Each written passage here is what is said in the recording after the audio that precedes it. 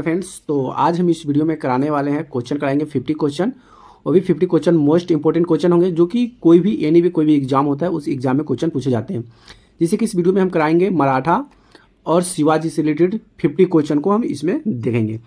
तो 50 क्वेश्चन को हम सॉल्व करेंगे, तो वीडियो को लास्ट तक जरूर देखिएगा क्योंकि जितने भी क्वेश्चन होंगे सभी क्वेश्चन मोस्ट इंपॉर्टेंट क्वेश्चन होंगे। चलिए, पहला क्वेश्चन है शिवाजी का राज्याभिषेक कब हुआ था? तो ये हुआ था 1774 में हुआ था। शिवाजी का राज्याभिषेक कहाँ हुआ था? तो ये हुआ था रायगढ़ में हुआ था। ठीक है। मराठा शक्ति के संस्थापक शिवाजी का जन्म कब हुआ था? अब ये मराठा शक्ति जो युद्ध हुआ था तो उसमें शिवाजी की जो संस्थापक माना जाता था, तो उनका जो जन्म हुआ था शिवनेर दुर्ग में हुआ था। शिवाजी की मृत्यु तथा राज्याभिषेक कहाँ हुआ था? तो राज्याभिषेक भी हुआ था रायगढ़ में और उनकी मृत्यु भी हुआ था रायगढ़ में। मोस्ट इंपॉर्टेंट क्वेश्चन है, इसको आप देख लीजिएगा। ठीक है, एक दो बार इसको देख लीजिएगा ताकि आखिर आपको और बढ़िया से समझ में आ जाएगा। अगला है कि शिवाजी ने मुगलों को किस युद्ध में हराया था? तो ये था सलाहार, जो कि 1672 ईस्वी में युद्ध हुआ था मुगलों से, सलाहार युद्ध, उसमें शिवाजी मुगलों को हराए हुए थे। अगला है कि दक्कन क्षेत्र में गुरिल्ला युद्ध नीति का प्रणेता कहा जाता है। मतलब दक्कन क्षेत्र में जो गुरिल्ला जो युद्ध हुआ था उसका युद्ध का जो प्रणेता किसे कहा जाता है? तो ये मलिक अंबर को कहा जाता है। किसे कहा जाता है? मलिक अंबर को कहा जाता है। अगला क्वेश्चन ये आपके सामने है कि पुरंदर की संधि क्या है? कि पुरंदर की संधि 1765 ईस्वी में किसके बीच लड़ा गया था? आपसे पूछा जाएगा कि पुरंदर की जो संधि था ये किसके बीच लड़ा गया था? तो ये लड़ा गया था शिवाजी और जयसिंह के बीच लड़ा गया था। किसके बीच लड़ा गया था? शिवाजी और जयसिंह के बीच लड़ा गया था। अगला है शिवाजी की राजधानी कहाँ थी? तो ये था रायगढ़। उनका जन्म भी हुआ था रायगढ़, उनका राज्याभिषेक भी रायगढ़ और उनकी जो राजधानी थी वो भी रायगढ़ था। अगला है शिवाजी के मंत्रिमंडल अष्टप्रधान की एक विशेषता थी। इसकी विशेषता क्या थी? इसके 7 मंत्री ब्राह्मण होते थे। इसके 7 मंत्री, इसको जो मंत्री बनाया जाता था वो 7 तरह का मंत्री जो था वो ब्राह्मण थे। अगला शिवाजी के समय में भूमि राजस्व की दर संभवतः क्या उपज था? तो ये था 40%। 40% बोले तो 2/5 भाग था। अगला है शिवाजी किसकी राजस्व प्रणाली से प्रेरित थे? शिवाजी जो थे किसकी राजस्व भूमि से प्रणाली थे? तो ये थे मलिक अंबर की मलिक अंबर जो था उसकी भूमि से ये बहुत ही प्रभावित थे। अगला क्वेश्चन आपके सामने है कि शिवाजी किसकी राजस्व हो गया? शिवाजी के आध्यात्मिक गुरु क्या है? शिवाजी की आध्यात्मिक गुरु का नाम बताइए। तो शिवाजी के जो आध्यात्मिक गुरु थे वो शिवाजी के आध्यात्मिक गुरु थे रामदास। मोस्ट इंपोर्टेंट क्वेश्चन है, इसको भी देखिएगा और इसको भी रिपीट कीजिएगा कि शिवाजी को जो आध्यात्मिक गुरु थे कौन थे? रामदास। शिवाजी ने पूना के आसपास में दुर्ग के किन वर्षों में जीता? तो ये 1645 से लेकर 1647 के बीच में मराठा के प्रशासक मतलब शिवाजी ने पूना के आसपास जितने क्षेत्र थे, दुर्ग थे, सभी को युद्ध में जीते थे।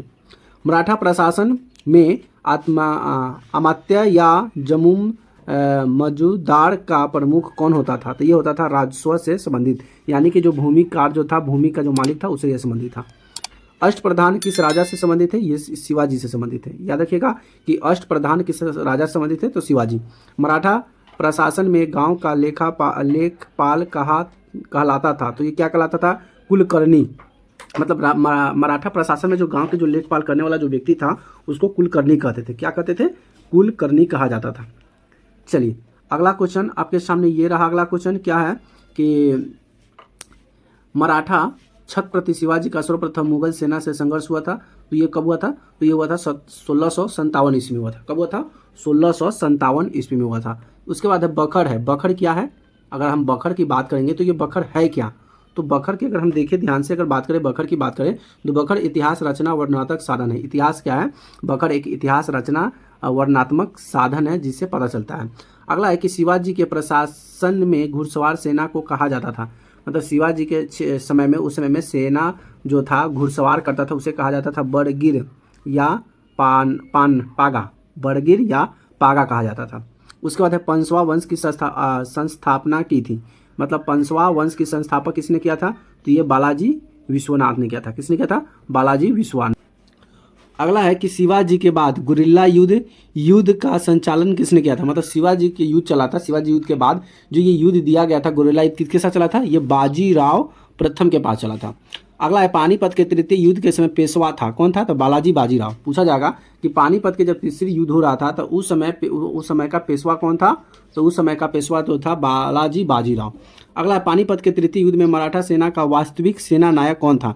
मतलब पानीपत का जब तीसरी युद्ध हो रहा था तो उसमें मराठा का जो सेना था, ये सेना का नायक कौन बोल सकते थे, ये था सदाशिवराव भानु। क्या था? सदाशिवराव भाऊ थे, भाऊ जी।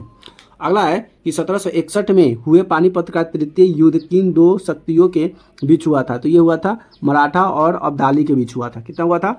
मराठा और अब्दाली के बीच हुआ था। अगला है अहमद शाह अब्दाली ने भारत पर कितनी बार आक्रमण किया?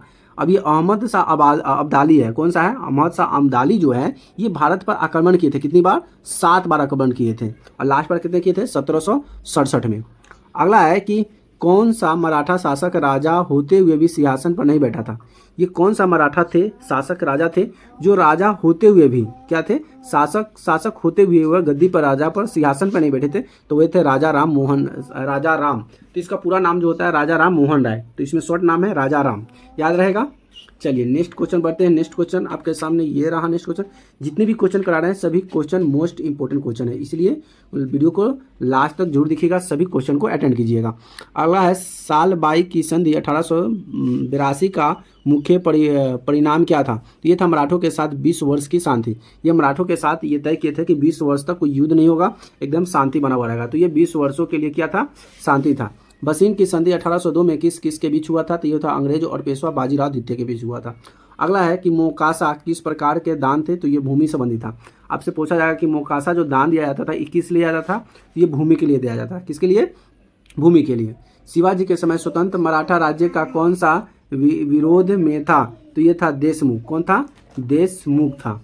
अगला है कि किसे पानीपत के तृतीय युद्ध के दौरान मराठा सेना को रसद की आपूर्ति का कार्य सौंपा गया था? तो ये था गोविंद बल्ला खेर थे। कौन थे? गोविंद बल्ला खेर। चलिए अगला है कि किसे पानीपत के तृतीय युद्ध के दौरान मराठा सेना के रसद की आपूर्ति का कार्य सौंपा गया था? तो ये था गोविंद बल्लाराव खेर। अगला है कि किस मराठा पेशवा के शासनकाल में पानीपत का तृतीय युद्ध हुआ था? ये हुआ था बालाजी बाजीराव। क्या थे? बालाजी बाजीराव। ये सब जो थे मुगलों से लड़े और मुगलों के एकदम खदेड़ कर बेगलाए थे। इनको लड़ने में और देश को आज़ाद करने में सबसे ज़्यादा योगदान इन्हीं लोगों का था। अगला है कि पेशवा ने पददाम नामक कर किस पर लगाया था? तो ये विधवा पुनर्विवाह पर लगाया था। साल बाई की संधि से किस युद्ध की समाप्ति हुई? साल बाई की जो संधि हुई थी इससे किस युद्ध की समाप्ति हुई? तो प्रथम आंग्ल मराठा युद्ध की समाप्ति हो गया।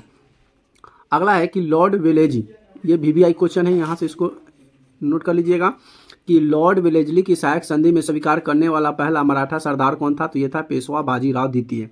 पेशवा बाजीराव प्रथम, फिर पेशवा बाजीराव द्वितीय थे। तो ये सब VVI क्वेश्चन है जो कि ऑलवेज कोई भी यानी भी एग्जाम हो, सभी एग्जाम में ऐसे क्वेश्चन पूछे जाते हैं।